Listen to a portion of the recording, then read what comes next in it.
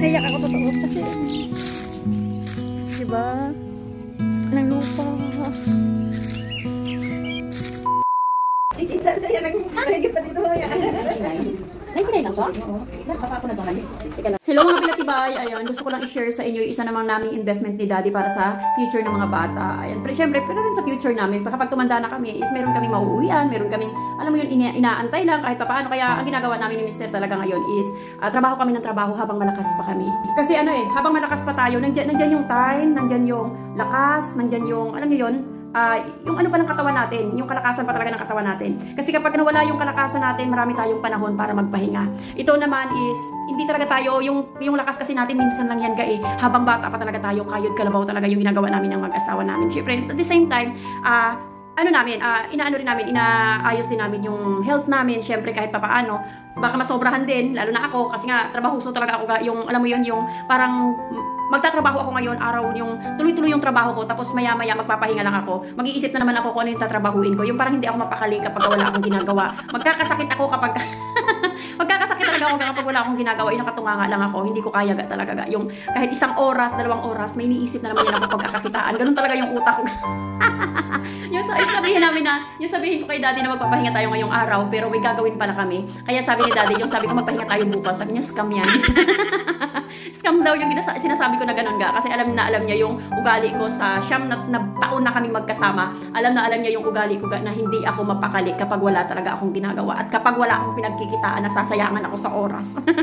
Kaya sabi ko nga, lahat talaga ng pwedeng pagkitaan, papasukin ko talaga para lang makapag-ipon kami ni Daddy. Alam mo yun, yung diskarte talaga sa buhay, kailangan nandyan yan. Yung alam mo yun, yung lagi kong ginagawa, lagi kong pinapakita sa inyo ga, yung lagi kong sinishare sa inyo, kung ano ako, yun talaga yung ginagawa ko ga araw-araw. At syempre, hindi naman ako nabigo sa kasipagan na, alam mo yun, na lagi yung nakikita sa akin. Kasi nga, ito na naman another investment. After, siguro ngayong taon, di ba, nakabili na ako ng yung sa Westcom. Tapos ito na naman ngayon ulit, another malaking lupa na may kasamang bahay na medyo luma na yung bahay, pero kaya nating i-renovate yun. Samahan nyo rin pala ako i-renovate yung bahay na yun, kung paano natin gawin. Syempre, gagawin ko rin yan siyang transient. Tapos hahatiin ko yung lupa, yung isa naman papatuyuan ko siguro. Plano pa lang naman. Sabi nga, di ba, kapag ka may plano ka, wag mong ipagsabi muna sa iba kasi baka mapurnada. Pagtatawanan kanila once na hindi mo natupad yung pangarap na yon. Kaya ang ginagawa ko rin minsan nabili ko na siya bago ko siya i-share sa inyo kasi para yung ibang basher, hindi ako mapagtawanan na sabi ko gusto ko ng ganito, gusto ko ng ganon, di ba? Marami kang plano pero hindi mo naman natupad. Tatawanan ka talaga ng mga basher. Lalo na yung maraming basher dito nakabantay lang yan sa iyo kung kailan ka babagsak, kung kailan ka, alam mo yan, kung kailan ka aangat. Tapos kapag umangat ka, kapag alam mo yung marami ka ng, alam mo yun, yung parang umuunlad ka na, doon yan sila gagawa ng paraan para pabagsakin ka. May kasabihan nga sa Pilipinas, di ba, na hindi ka pwedeng umunlad dito sa Pinas kasi may gagawa talaga ng paraan para bumagsak ka ga. At ito, after naming magbayad bumalik kami ulit sa lupa para i-check, syempre. Kasi pagkakita ko talaga ganito kasi ako kapag nakita ko yung lupa, yung bahay, pag magaan yung loob ko, pagka sabi kong bibilhin ko talaga. Kapag titingin kasi talaga ako ng isang property or mga mayroon talaga kaming nakatabing pera para dyan, nakalaan para dyan. Kasi ayoko rin talaga magsayang ng oras ng mga, halimbawa, ng mga tumutulong maghanap ng lupa. Yan, ayoko talagang sayangin yung mga oras nila. Yung titingin ka wala ka pang pera, pangit naman yun ga, kasi nakakaabala ka ng ibang tao. Kaya ako once na naghanap ako, sabihin ko sa inyo mayroon akong nakatabi para dyan talaga. Nakakatuwa, grabe. Sobrang happy. Naiyak ako totoo kasi diba? Anong lupa.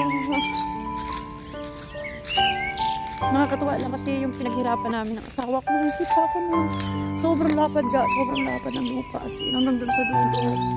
Ayun, hanggang dito. Grabe, sobrang siyempre, ito yung pinangarap ko. Dito lang sa Puerto. City lang to ga. As in sa city lang. Grabe, ang haba dagi. Super. Naiyak ako. Naiyak ako. Palinisan natin, de, ha? Wala naman tayong gagawin bukas na. Ang haba ng lupa na to. Sobrang thankful ako kasi nga kahit pa paano. Ay, kita. Hello, grabe, ang haba ng lupa, de. Hanggang doon sa dulo, yan yung punong malaki na yan. Yan yung lupa hanggang doon. Sobrang laki. Nandun sa kahoy na yan, yung kahoy na yan. Grabe Daddy. Ayan nga, sinama na namin sila Baby Girl tsaka si Big Boy. Hindi namin talaga sila sinasama kapag tumitingin kami. Pero kapag nakuha na namin yung lote, ayan, sinasabi na namin sa kanila na ito na yung bagong lote nyo, ito kay ate girl, kay kuya, kay Bibi Hayo, ayan, inaano ko sa kanila. Tapos tuwang-tuwa na yan sila. Tapos ito na nga, day 2, pabalik na kami dito, sinama ko na syempre, sabi ko nga sa inyo, hindi lang kay Angel yan, kasama ko yan, pinsan, kapitbahay, tsaka mga pamangkin, tita, tito, papang, mamang, kasama yan namin sila. Sabi ko nga sa inyo, swerte rin talaga ako sa pamilya ko, tsaka sa mga pinsan, mga pamangkin, mga tito, kasi anytime na tinatawagan ko sila, anytime na mag-PPM ako sa kanila, hindi talaga agad sila sa akin, nag-kiss pa yun. Hindi ganyan talaga kami ni daddy, kapag hindi lang kami talaga pero sweet talaga yan siya. Yung alam mo yun, hindi siya nagpapakita sa camera madalas, pero lagi siya nakaganyan, I love you mommy, ganyan. Kahit busy yan ako, minsan nakahiga lang yan kami, minsan sabi lang siya, I love you mommy, di ba? Nakakatawa lang, kaya minsan nakikita yun sa camera, nag-kiss yan siya, nagpapaalam siya, may lakad muna ako sa ganito, may ganito, may magpapaalam siya, may kiss talaga yan siya talaga sa akin, kahit 9 years na kayo magkasama.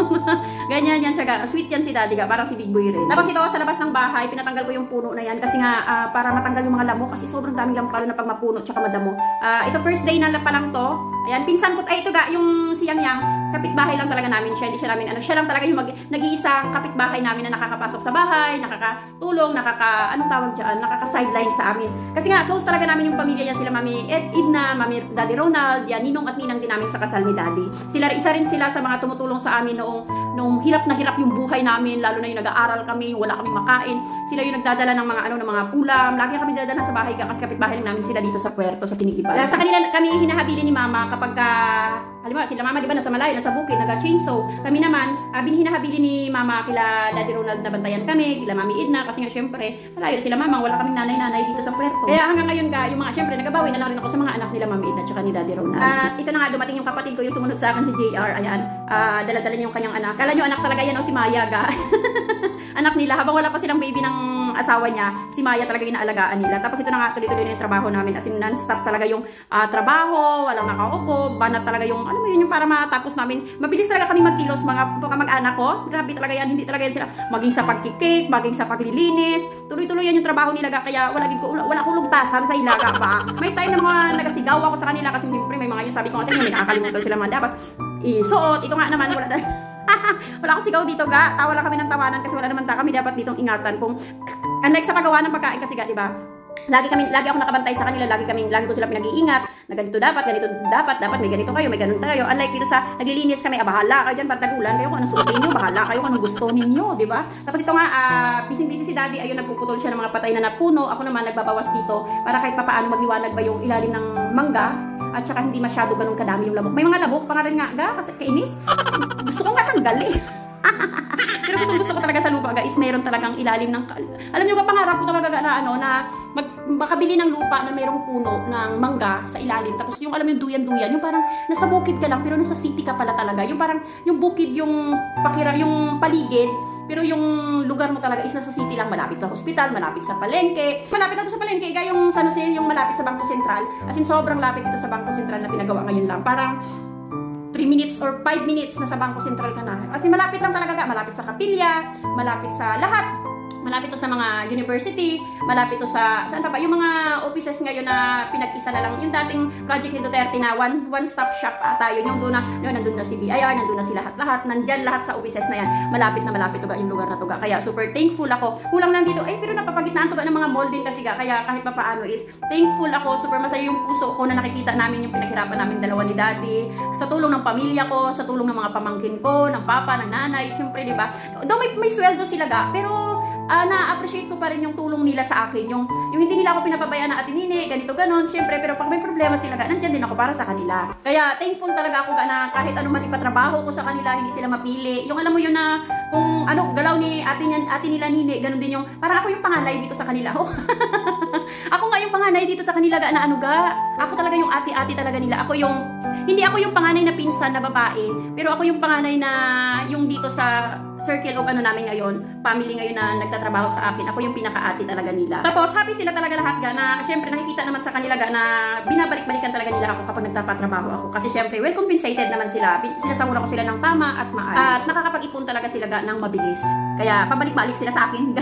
Yan, sila nag-aaral pa yan pero dito yan sila sa akin nag-sideline. Hi, Bibing Kampogi yan. Hi, Mayang. Pamangkin ko ga. Pamangkin ko yan. Hi to the vlog, Mayang. At day 2 na nga ata ito. Oo, day 2 na or day 1 pa lang. Hindi ko alam. Ayan.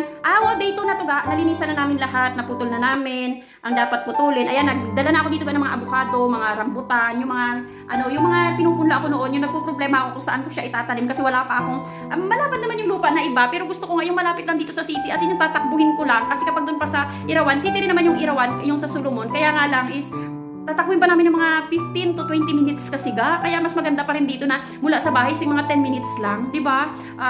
Malapit talaga. As in, malapit lang sa bahay namin. Madali lang ako takbuhin kapag may mga bunga yung puno. Diba? Pero ito plan ko talaga guys, gagawin ko siyang parang transient din. Tapos syempre parang bukid-bukid pills na dito ka lang sa loob ng city. Yung mga taga Manila na gustong magpunta sa puerto, yung ma-feel nila yung ganitong parang probinsya talaga, pwede sila dito. Yung bahay kasi ipaparenovate ko pa siya. Though maganda siya yung bahay, kaya nga lang matagal na siyang hindi naman siya ganun katagal na natirahan, kaya nga lang kasi naglipat yung may-ari diyan sa kabilang lupa lang. At habang pagod na pagod talaga ako guys, kumain muna kami kasi nga syempre, kailangan din natin magpahinga. Day 2 na ito ata ng paglilinis namin ng lupa. Ayan, pakunti na lang yung mga basura at mga damo. Si GR kasi yung kapatid ko kanina na dumating na may dalang si Maya, yung tuta niya na Shih Tzu ba yun, grass cutter siya, kaya mabilis kaming natapos, tsaka si Daddy, palit-palitan silang dalawa. Pati ako nag-grass cutter din ako kapag medyo nakapahinga-hinga na rin ako. Tapos nagtanim talaga ako ng prutas, pangarap ko talaga kasi makatanim ako ng Indian mango. Mayroon ditong Indian mango, sakto, tatlong ganyan.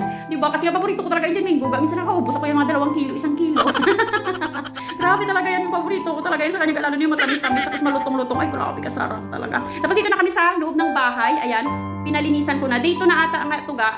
Hindi ko alam kung day 2, day 3, basta gano'n na yun. Ayan, nilinisan na namin. Ito yung loob ng bahay talaga.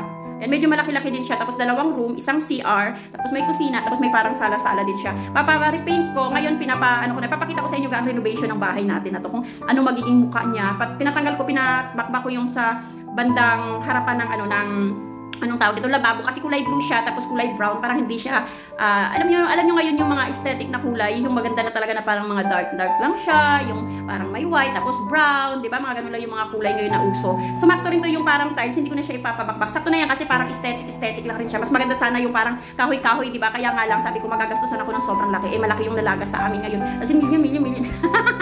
Kasi milyon. Kaya, break muna kami sa paggagastos. Hindi naman gastos to ga, isa tong investment. Though, mapagkikitaan natin, pero syempre, kapag naglabas tayo ng malaking pera, dapat, ulit sa bulsa. Yung, alam mo yon, higpit sinturon talaga. As in, siguro ilang linggo na hindi na kami nakakamall ng mga bata, hindi namin sila na-date, pero one day naman i-date namin to sila after ng business na mga araw at settle na namin to yung bahay na to at ma-renovate na namin ng maayos at pasukan na ng guest yun, pwede na siguro kami mag-mall ulit at makapag-ipon ulit ng another pera ulit para makapag-invest ulit kami para sa mga bata. Tapos ito nga inanay, super na-stress ako kasi pagtingin namin, hindi ko to na-check nakaraan, pero ngayon nga pagkalinis namin, sabi ko may anay, kailangan palitan talaga, tapos lagyan ng mga sulignum, yung mga pang sa anay ba, anti-anay talaga, kaya para hindi siya mas mabuti na lang yung dito banda sa CR is ipil yung nilagay nila, kaya matibay na matibay. Matindi talaga pag ipil na kahoy, gano, pero ngayon wala tayong mabilhan ng mga ipil na ganyan. Medyo, tsaka sobrang mahal na ga, Diyos ko. Tapos si Baby Girl, naglilinis yan siya, may nakita siyang scorpion. Scorpion, sabi niya, Mami, there's a lobster daw. Diyos ko po, lobster. At si Big Boy, ginawan ko sila ng balagon, bago na ganyan ka, o diba? Yung ganyan yung uso kasi, gusto ko kasi iparanas sa kanila, yung, alam niyo, lagi na lang, yung parang nasa bukid lang, gusto ko iparanas din sa kanila yung mga bagay-bagay na naranasan ko nung bata pa kami, hindi yung puro cellphone. Actually, hindi yan sila nagsi-cellphone, wala yan silang cellphone na sarili. Yung cellphone nila, di keypad, yung binili ko sa kanila para hindi sila nakakapaglaro or nakakahawak ng cellphone. Minsan, pag may mga bisita, yan nagsisilip sila, pero pag nakita ko nga sila, galaki lang yung mata ko, alam na yan nila kung ano ibig sabihin kapag lumaki na yung mata ko at nakatingin sila sa cellphone, ibig sabihin galit na ako. Tapos ito na nga, day 3 na ata yung pauwi na kami at ito day 4 na. Tingnan nyo naman kung gaano nakalinis yung lupa, di ba? Nakaraan, grabe kasukal. Ito na yung before and after, pwede na kaming kumain sa labas, meron na kaming lamesa, tapos gumawa na ako dyan ng upuan. Saka ko na ipapakita yung ginawa kong upuan, pero maganda rin naman yun siya ga. Para kahit pa paano may upuan kami na kinakainan talaga. At ito na nga yung lupa. Tingnan nyo ba kung gaano kalinis. Sobrang, alam nyo, masaya talaga yung aking puso. Lumalaki yung aking dibdib. Palalakihin pa yung kokomelo ng husto. Diba? Sobrang thankful ako sa pagsuporta ninyo, sa pagbablog ko, sa negosyo ko. Maraming salamat lang ga. Siyempre, hindi ko rin ito mararating kung hindi dahil sa inyo, hindi lang dahil sa sipag. Kung walang sumusuporta sa akin, siyempre, hindi ko naman makakamit yung mga pangarap ko. Kaya maraming salamat sa lahat na nag-follow, nanonood ng video, nag-share. Maraming salamat lang ga. I love you so much. At siyempre, sa lahat ng bumibili ng mga cakes ko, maraming salamat sa lahat ng customer ko. Napakalaking ambag ninyo lang ga. sa lahat ng pangarap na gusto kong matupad para sa mga anak ko at syempre para sa future din syempre namin ni Daddy at ng mga